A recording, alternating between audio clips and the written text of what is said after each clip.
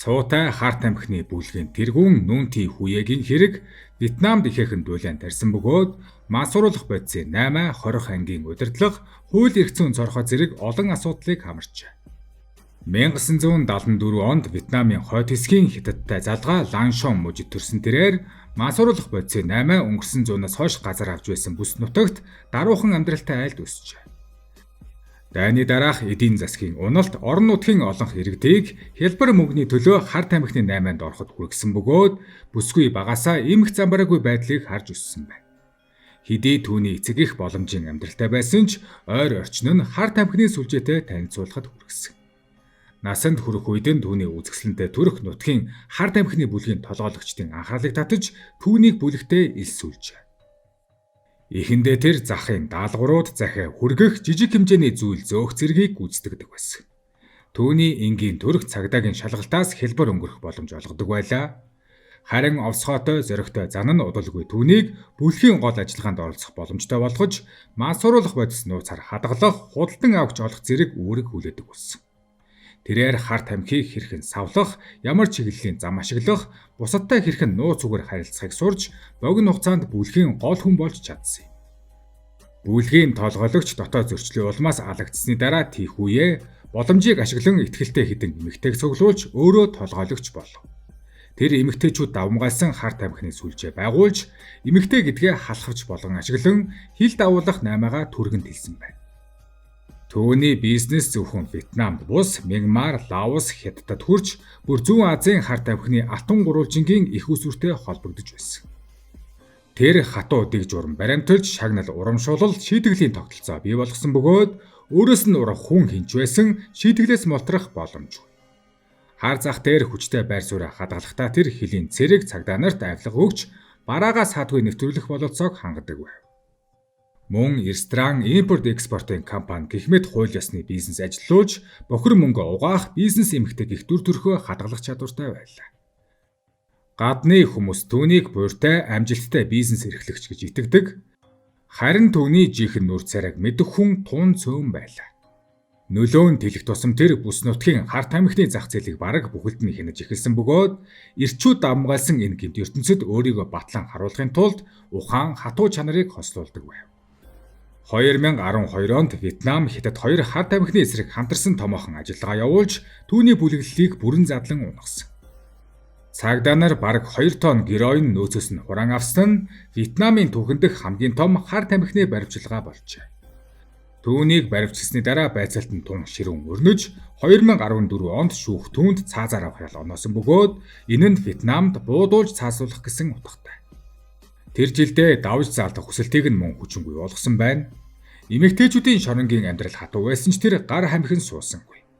Учир нь Вьетнамын хуульд жирэмсэн эмэгтэй эсвэл 3-аас доош настай хүүхэдтэй эхийг цаазаар авч болдоггүй. Харин ихэвчлэн ялыг нь бүх насаар нь хорих ялаар сольдог. Гэвч энэ нь түүнд амьд үлдэх цорын ганц боломж шиг санагдсан байна.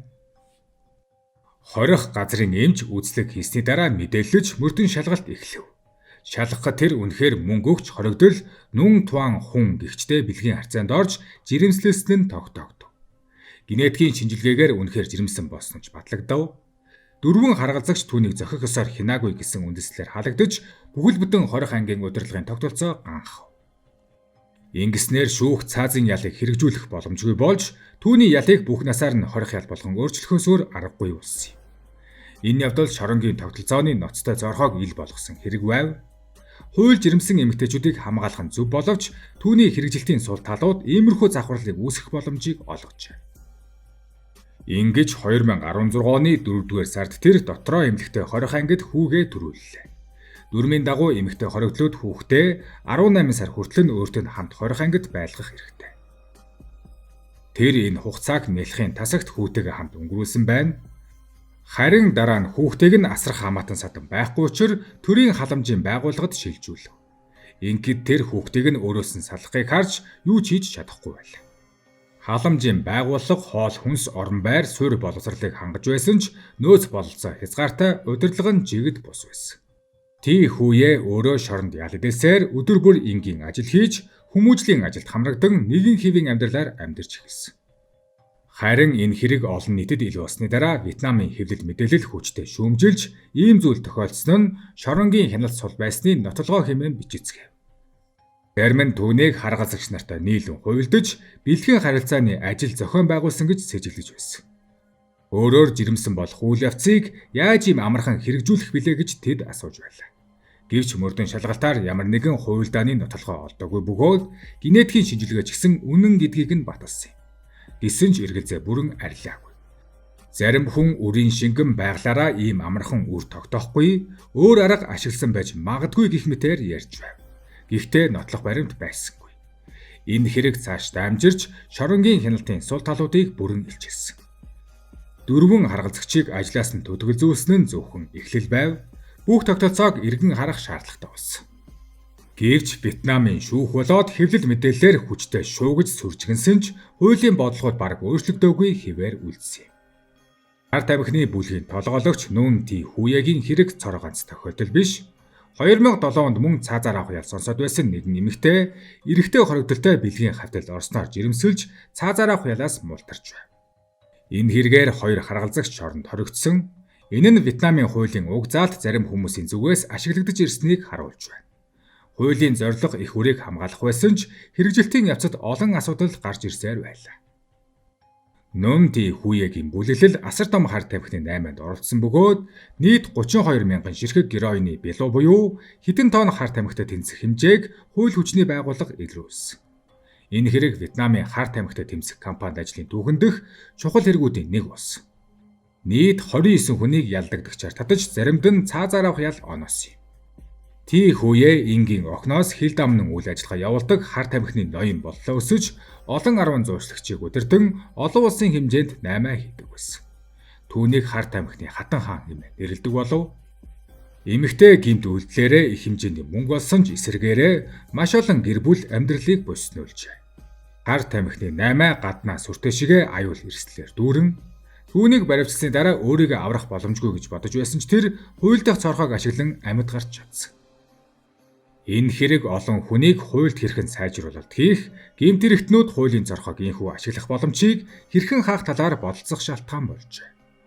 Нүн Ти Хуе одоо ч шоронд хоригдсаар байгаа бөгөөд магадгүй бүх амьдралынхаа турш суллагдахгүй. Түүний хүү өнчин хүүхдийн асрамжинд өсөж хүнд гэр бүлийн түүхтэй тул ирээдүйн тодорхой бус хэвээр байна. Вьетнам сүүлийн жилүүдэд хөлийн хар тамхины 8-ны эсрэг арга хэмжээг эрчимжүүлж Хятад, Мянмартай хамтран ажиллаж адил олон бүлгүүдийн толгойлогчдыг илрүүлэн баривчилсан. Гэсэн ч хар тамхины асуудал нийгмийн гүн давхаргад шингэсэн хэвээр эдийн засгийн хоцрогдол хөлийн нээлттэй бүс зэрэг хүчин зүйлс тэмцлийг тун хүндрүүлж байна. Вьетнам нь газар зүйн байршлаараа дамжин өнгөрөх, үйлдвэрлэх, борлуулах гэсэн утгаар Хойд Зүүн Азийн дамжин өнгөрүүлэх гол замуудын нэг. Тус улс нь Алтан гурвалжин буюу Лаос, Мянмар, Тайландын хил орчмын мансууруулах бодисын үйлдвэрлэл 8-ны бүстэй харьцангуй ойр байрладаг. Энэ нь хар тамхины 8 дамжуулалт хил нэвтрэлт зэрэг зориулсан гадаад дотоод сүлжээнд боломж олгодог. Олон улсын байгууллагуудын тайланд Вьетнам нь зүгээр нэг хэрэглэгч бус хар тамхины 8 дамжин тээвэрлэх, дамжуулах гол чиглэлийн улс болжээ гэж тэмдэглэгддэг. Тийм учраас Вьетнам дотооддоо мансууруулах бодисын хууль бус эргэлт борлуулалт нь картел, синдикат маягийн бүлэглэлийн үйл ажиллагаатай бүгд хил дамнсан хэлбэртэй байдаг.